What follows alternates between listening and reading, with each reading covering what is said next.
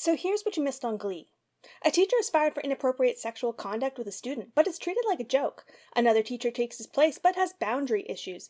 Every student and teacher has dreams, but nothing's at stake. Characters try to subvert the stereotypes and expectations of the audience, but fail miserably under the direction of a white man. Plots make little sense. Characters become poorly written caricatures. Meaningful emotion morphs into cheesy melodrama. Questionable attitudes towards women are played off as normal. Representation masquerades under the guise of other, but is twisted, cartoonish, and cliché. And that's what you missed on Glee. But seriously, Glee was an overnight phenomenon that absolutely exploded worldwide. It had one of the best pilots in television history that showcased a group of compelling young teenagers that needed a place to shine, to realize their dreams, to find new life. It walked that fine line of musical and comedy. And then, somewhere along the way, it lost itself. To be fair, it had a pretty decent first season. I mean, the first 13 episodes, really. But from there, it was all downhill. But first, don't forget to subscribe to my channel. And if you've been enjoying my content and want to see more, then maybe think about becoming my patron. Overall, Glee had a lot of potential. It really could have gone places that television hadn't before. But instead, it stagnated. One of the biggest problems with Glee is that there are no stakes. The characters have wants, the characters have dreams, but they never actually have to make the hard choices. Everything is just handed to them, or the choice is made for them.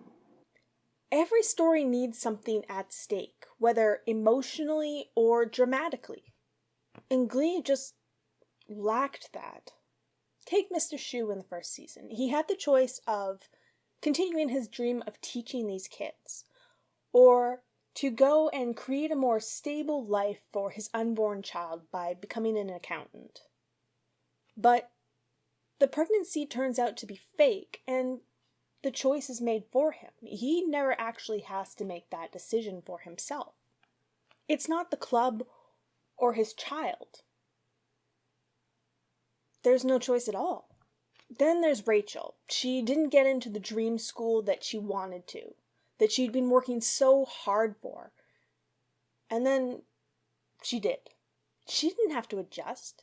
She didn't have to face new challenges. She didn't have to make new decisions for her own future. And then we have Quinn, who probably had to make one of the toughest decisions of anybody on the show, and that's giving up her baby. Except then she's involved in the child's life, so it makes the decision moot. What happens is that sacrifice becomes an illusion.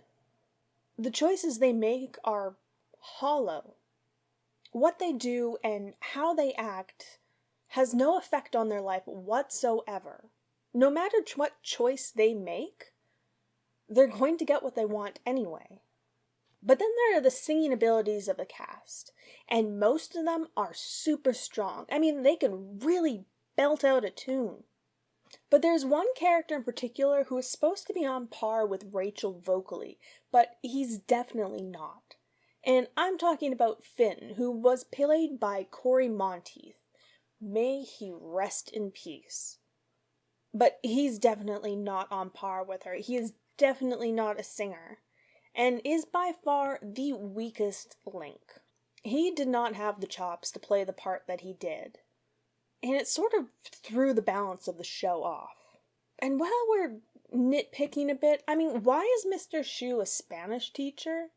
He is the whitest person you would ever meet. He's clearly not Hispanic. So why not give him another occupation? And why is he taking over the Glee Club? He's not a music teacher. He doesn't teach any of the music classes. The show had the target audience of young adults and preteens. But the message that came across in the show wasn't always the message that should have been delivered. They did try to tackle real issues that teens do have to deal with. like teen pregnancy or LGBT, bullying, religion, body issues, and so much more. They didn't always do a bad job, but it was the hidden messages throughout the entire show that were far more damaging. Each character is a poorly written caricature, and they're subjected to inconsistent plot lines that are just downright laughable. Characters are cliche stereotypes that tried to be subversive, tried to turn expectations of the audience on its head, but ultimately failed by falling into cheesy cliche plot lines that turns sexism, racism, and sexual harassment into jokes. First off, do you remember Sandy Ryerson? He was originally the music teacher, and he was fired for sexual misconduct with a student. But then he makes consistent reappearances throughout the entire show, interacting with students and teachers alike. And the entire thing is just played off like one big joke. What kind of message does that send to the young audience? In the first season, one of the main plot lines stems from a very serious issue. In the pilot, Terry Schuster suffers from a hysterical pregnancy. But instead of dealing with the very real emotional fallout of such a tragic situation, the entire thing becomes a running joke for the first season, with Terry trying to buy a teenager's baby and faking an entire pregnancy. The entire thing is treated like one giant farce. Glee mishandled so many serious topics, some that definitely left a real impact on the young, impressionable audience that watched. Like Ryder, who admitted to having been sexually molested by an older woman, or Becky having brought a gun to school. Or how about the treatment of Coach Beast? The show was touted as being groundbreaking, a beacon of hope, but ultimately it treated diversity like a lesson of the week rather than the reality of life. Diversity is what makes the world the beautiful place that it is. It's the systems in place that are the problem. They were created to oppress and give privilege to one group over another. And in the end, that's exactly what Glee does. Glee gives the impression that it embraces diversity, but only superficially. It plays into the stereotypes, the jokes, bigotry and racism, sexism, homophobia, and ableism. It doesn't challenge discrimination. It maintains the structure of oppression and appropriation. Let's start with the token Asians, Mike and Tina, who are rarely ever featured. I mean, everything for them is Asian, and I do mean everything. I mean, they fell in love at a camp specifically for Asian students, and the other characters mock that ceaselessly. The entire idea of the Asian stereotype is just a giant running joke throughout the entire show. We never actually get to know a lot about them. They always have minor parts in the background, and they never really amount to anything in the show. Racism itself is turned into a joke throughout the show. I mean, look at Rachel's treatment of the Filipino exchange student Sunshine. Rachel automatically assumes that Sunny doesn't speak English, and she pulls that asshole move of speaking loud and slow. But Sunny doesn't actually correct her. She just goes along with it and is complacent. As an audience, we know that this is wrong, and it's super uncomfortable to watch, but at no point is it actually addressed. On top of that, Rachel sends Sunny to a crack house, and then claims to the other two Asian students that it's for their benefit. Why? Because she doesn't want their dancing to become even less significant. And then let's not forget about the whole moment of this is Glee Club, not Crunk Club. The other minority characters are stereotypical racist caricatures. We have the verbally aggressive, over-sexualized Latina, the overachieving Asian man bound for Harvard, or the quiet, passive Asian woman. Then we have the angry, sassy, but lazy black woman. Most of these characters can't actually stand on their own without their difference. they're reduced to their racial identity. Don't forget, we also have the overly flamboyant feminine gay and the inspirational disabled kid. Now, I know that part of Kurt was specifically written for Chris Kofer, but we need to talk about the LGBT characters. Let's start with Coach Beast. Her entire identity is treated as something to be ridiculed by her students, by the staff, by people who are supposed to be her friends.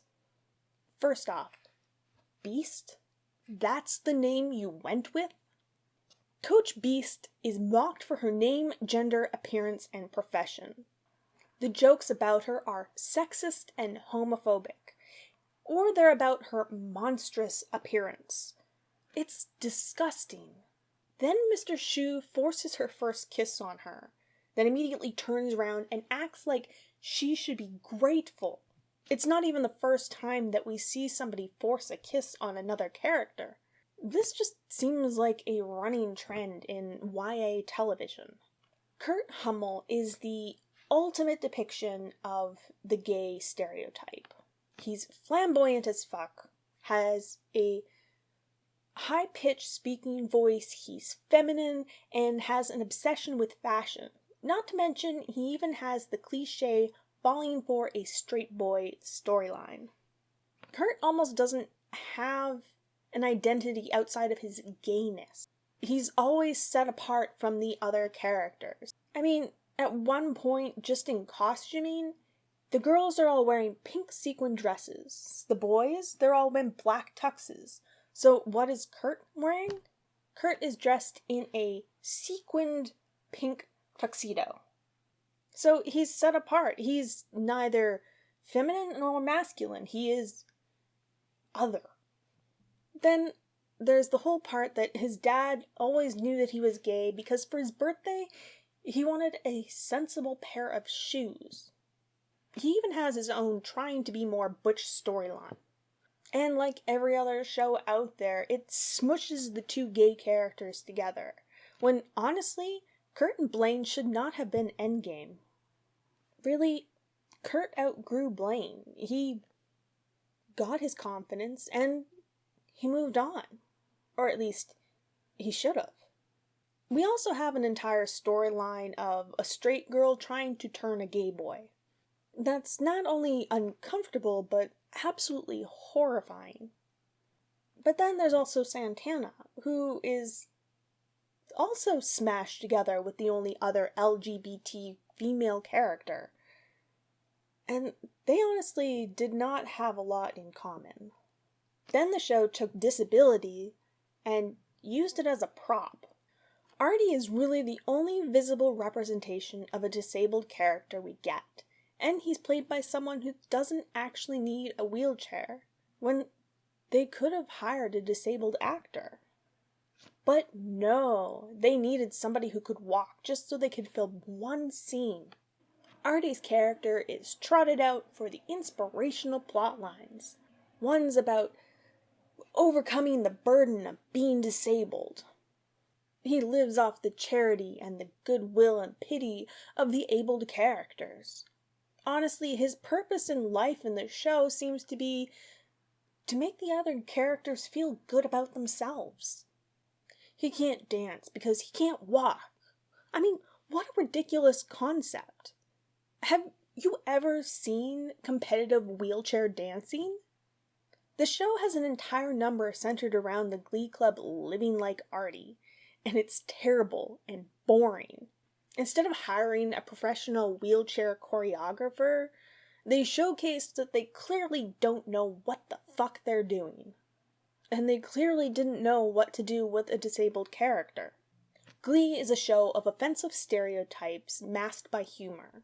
It includes minorities to feel inclusive, but really just maintains the status quo. It's a show that centers around a cast of supposedly woefully misunderstood, stuck-up misfits and a creepy-ass teacher with boundary issues. Yeah, that's right. Mr. Shu actually asked his student to be his best man for his wedding. It's 121 episodes of Lessons of the Week. each one a little more incoherent than the last. It's less and less a musical comedy about kids with dreams, and more about which single will sell the best on the charts. Glee lost sight of itself real fast, and decided it was easier to toe the line rather than to represent the issues in a healthy way. Really, you didn't miss much on Glee. Well, that's it for this time. I hope you enjoyed it, and if you did, hit that like button. Or maybe think about subscribing or becoming a patron. Well, until next time, cheers!